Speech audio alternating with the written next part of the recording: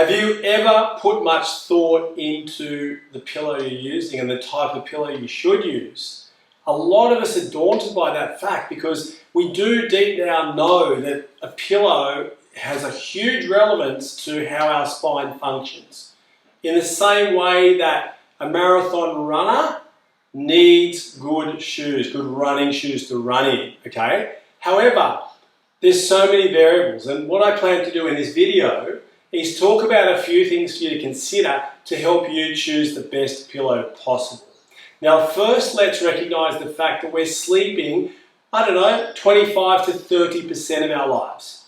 So if we are sleeping with an incorrect pillow, and that would be one that compromises the normal alignment of our spine and or the curves of our spine when we look at them in a lateral direction or profile, then that is an inadequate pillow because it's not supporting what we recognize to be vitally important to be maintained as much as possible during life. When we're sleeping, we're not conscious. So we can actually be in positions that are really detrimental, ones that we would feel via pain and unpleasant symptoms really fast if we're awake. But we're sleeping. So we're often off dreaming somewhere and not getting those pain signals from our brain to advise us, hey, get out of this position. Okay? So with pillows, a lot of people want to know, how do I choose the right pillow? Firstly, what I want to say is that if you've got a pillow that's old, it's not doing its job. Now, what's old? What's the right age for a pillow? Well, I take it back to shoes. When you think how much a marathon runner uses running shoes, they're changing them all the time. They're running all the time. They wear out. Pillows also wear out. So 1 year is around the time you want to be looking for most pillows, okay, not all, but most pillows to be compromised in the way they supported your spine originally, okay? Now, if that's not the case, if you're using a pillow that's 5 or 10 years old, maybe you inherited the pillow when you changed apartments or bought a new home or whatever the situation, please look at that, especially if you are suffering from headaches, from any neck pain at all. Some people, they get dizzy. Sometimes they've got other symptoms as well. For example, restriction in turning one side or the other. Start to join the dots. If the dots, when they're joined, indicate that, hey, hang on, you're waking up with pain and you went to bed out of pain, start to look there, okay? Then look at that pillow. Look at your position and your pillow. And there's a lot of content in this course about position. Look at also the fact that after a long day in front of a computer or at work, you might be a dentist or a hairdresser, you're looking down all day, well, you need a good pillow at the end of the day, at night time obviously, to rest that neck. Too many people have jobs that compromise their neck and where their head is in position to the rest of their body. Okay, remember, go back to what correct posture is, and that posture is the one that is maintained when we have the center of gravity line fall from our ear, shoulder, hip, knee, and ankle. A lot of professions don't allow that to be maintained the whole time while they're working. Fair enough. But what we need to do is compensate for that in general via exercises, stretches, strengthening, you name it. Especially times that we are not working and in other postures. So if one of those times is when we're sleeping, why not use a pillow that's actually serving as a treatment to you? The first pillow I'm going to talk about, there's so many I could talk about, but these are 3 of my favorites. Okay, the first thing I'm going to talk about is this pillow with a hole in it. It has a neck roll here for your neck, obviously the nape of your neck, the curve, and it has a hole here for your head to be able to be in the same alignment as this head here would be with the spine, okay? Think about this, follow this rationale. That head needs to be aligned, as I just said before, with the center of gravity line. If we're on a pillow that elevates the head at night time or keeps the neck flexed, then the pillow's supporting your head and not your neck. A pillow should support your neck always. Most people use it to support their head and how comfortable their face feels, their head feels when they're lying on it. That's very, very dangerous, okay? Now if we come back here, we look at this one. I love this pillow for those people And I'm one of these people who sleeps on their back for a part of the time. Some people only sleep on their back and they love it because this little roll here allows that neck to be restored at night time while they're sleeping. Okay? And that head is allowed to actually be where it's meant to be. If your pillow doesn't have a hole in it and you're sleeping on your back, you're not getting the support. Your muscles, the anterior muscles of the neck, aren't being allowed to relax at night time when they should. Good thing about this pillow also, you can turn on the side if you do. Some people do that during the night, and it's got a nice firm support. Okay, some people even flip it around and use a better support. It's a little bigger for when they're on their side. Okay? Now, if I was only a side sleeper, I would not use this pillow because I would not get the benefit from that. Let's go to some options now for side sleepers.